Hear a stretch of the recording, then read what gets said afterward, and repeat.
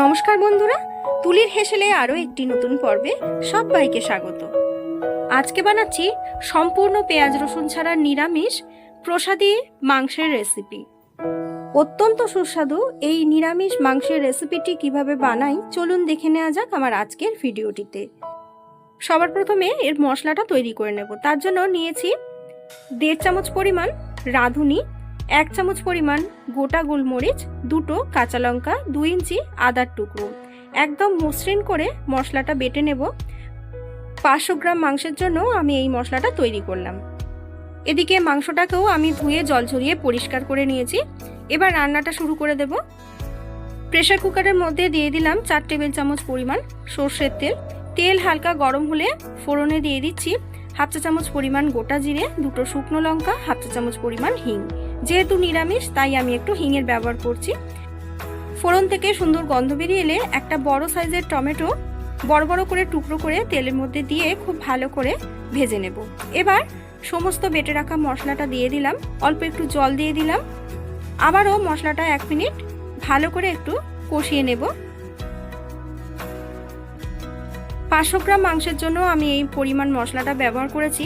আপনারা যদি বেশি পরিমাণ মাংস রান্না করেন তাহলে কিন্তু মশলার পরিমাণটা অবশ্যই আপনারা বাড়িয়ে নেবেন, আর ঝালটা আপনারা আপনাদের টেস্ট অনুযায়ী অবশ্যই বাড়িয়ে বা কমিয়ে নিতে পারেন। 1 মিনিট খুব ভালো করে মশলাটা আমার কষিয়ে নেওয়া হয়ে গেছে। এবার সমস্ত ধুয়ে রাখা মাংসটা আমি দিয়ে দেব।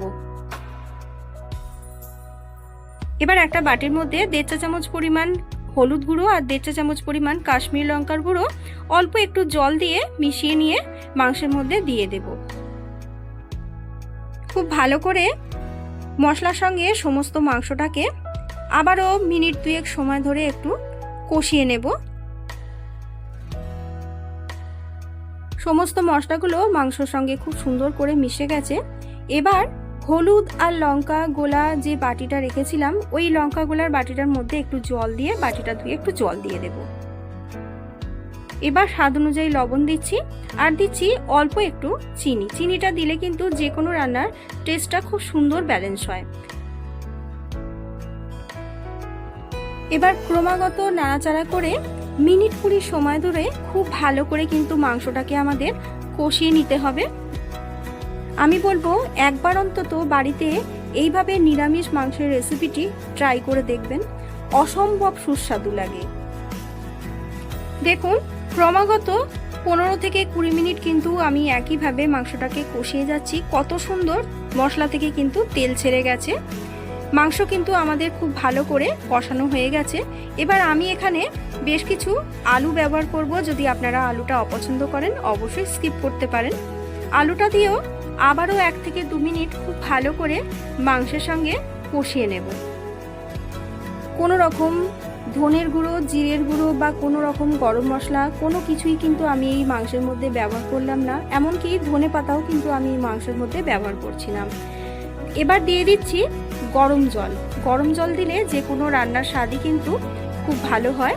চেষ্টা করবেন গরম জলটাই ব্যবহার করতে। আপনারা যতটা ঝোল রাখতে পছন্দ করেন ততটাই কিন্তু গরম জল ব্যবহার করতে পারেন। এবার ভালো করে মিশিয়ে নিয়ে প্রেসার কুকারের লিড লাগিয়ে দিয়ে গ্যাসের ফ্লেমটা হাইতে রেখে 5 থেকে 6টা সিটি আসা অবধি অপেক্ষা করে প্রেসার কুকারটা ঠান্ডা করে নেব। এবার দেখুন নিরামিষ মাংস কিন্তু আমাদের একেবারে তৈরি। কত সুন্দর টেম্পটিং দেখতে লাগছে। আমি কিন্তু এখানে কোনো রকম গরম মশলার গুঁড়ো ব্যবহার করব না। দিয়ে দেব 1 চামচ ভর্তি করে গাওয়া ঘি, আর কিছুই কিন্তু লাগবে না। তৈরি হয়ে গেল সম্পূর্ণ নিরামিষ পেঁয়াজ রসুন ছাড়া প্রসাদী মাংসের রেসিপি।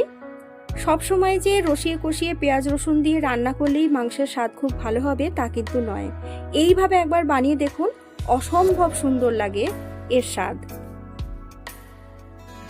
সম্পূর্ণ নিরামিষ মাংস যে এত সুস্বাদু হয় এর স্বাদ আস্বাদন না করলে কিন্তু বোঝার উপায় আপনাদেরও থাকবে না। আমার আজকের রেসিপিটি যদি আপনাদের ভালো লেগে থাকে অবশ্যই ভিডিওটিতে একটি লাইক, কমেন্ট, শেয়ার করে পাশে থাকবেন। আমার চ্যানেলে নতুন বন্ধু হলে চ্যানেলটি সাবস্ক্রাইব করে নেওয়ার অনুরোধ রইল। পাশে থাকা বেল আইকনটি অবশ্যই প্রেস করে দেবেন, যাতে আমার চ্যানেলে নিত্য নতুন কোনো রেসিপি আপলোড করলে তার নোটিফিকেশন সরাসরি আপনার কাছে পৌঁছে যায়। আজ তাহলে আসি, আবার দেখা হবে নতুন কোনো রেসিপি নিয়ে খুব তাড়াতাড়ি।